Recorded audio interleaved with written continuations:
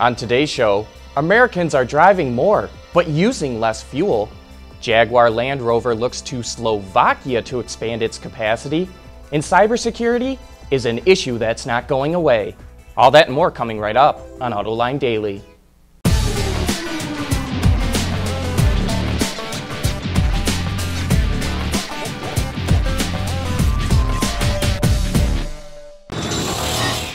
This is Autoline Daily for August 11th of 2015. In an effort to become more competitive globally, Jaguar Land Rover is considering to build a new manufacturing plant in Slovakia. The company signed a letter of intent with the Slovak government, and a final decision is expected later this year. The plant will have the capacity to build 300,000 aluminum JLR vehicles annually, but no word yet on what those models will be. The first cars are expected to roll off the line in 2018. The company said it looked at a number of sites in the US, Mexico, and Europe, but chose Slovakia because it's a good location logistically and close to its supply chain. Hyundai announced it's hired a new chief marketing officer. Dean Evans will take over that role starting next Monday. The company had been without a marketing chief in the US since Steve Shannon left last November. Evans is the former chief marketing officer at Subaru of America, a company that has seen spectacular growth the last several years, thanks in part to its advertising. And as we keep pointing out, a good ad campaign can really help boost sales. And in related news, Scott Painter, the co-founder, chairman, and CEO of TrueCar, announced he's stepping down as CEO by the end of the year. No replacement has been named, but it wouldn't be surprising to see John Krafcik, currently president of TrueCar and the former head of Hyundai Motor America, take over the top spot. Still to come, will security updates become as routine as oil changes? And Mercedes launches an OnStar-like service. Autoline Daily is brought to you by Bridgestone Tires, your journey, our passion.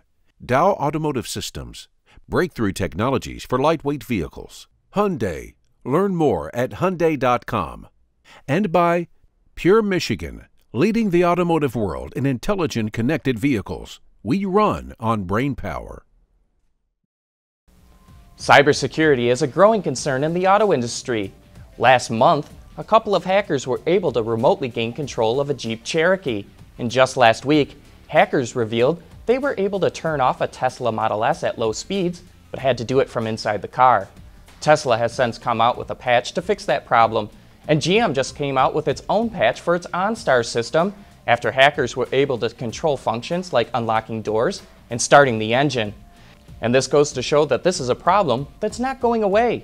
Getting a security update will likely become as routine as getting an oil change. And it's going to be a more common problem because more automakers are equipping vehicles with that type of technology.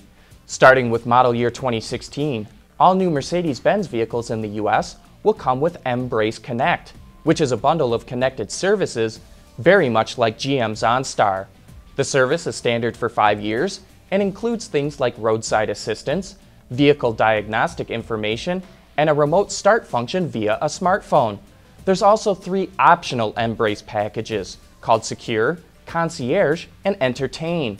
A trial run of these services are offered anywhere from 3 to 6 months and includes stolen vehicle location, 24/7 non-emergency support, and the iHeartRadio app, just to name a few.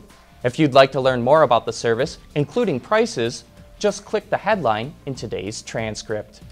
Coming up next, Infiniti has a unique way to interact with consumers, and fuel economy regulations are starting to have an impact.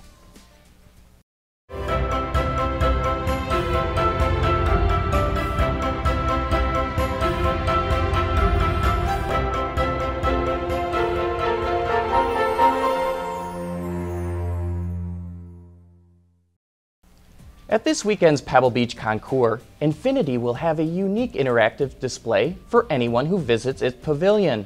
First is a custom-built simulator that allows users to take a virtual ride in the Q60 concept on some of the world's most exhilarating roads.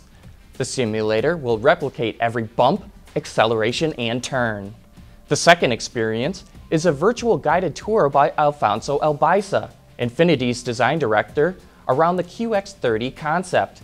He begins with pencil sketches, moving to CAD files, then to clay models, and all the way down to the final design. It really seems like a cool way to learn more about a brand. It makes me wonder, why don't we see more interactions like this at auto shows? I think that would be the perfect place to do it. You know, we're finally starting to see the evidence that US fuel economy regulations are working. Even though Americans are driving more, they're using less fuel. In the first 4 months of 2015, a record-breaking 987 billion miles were driven. That's almost 4% more than last year and the highest level since before the Great Recession. It's due to a growing population, cheaper fuel, and more vehicles on the road. According to Wards, there were almost 249 million vehicles on the road in 2007. By 2013, that jumped to 253 million vehicles.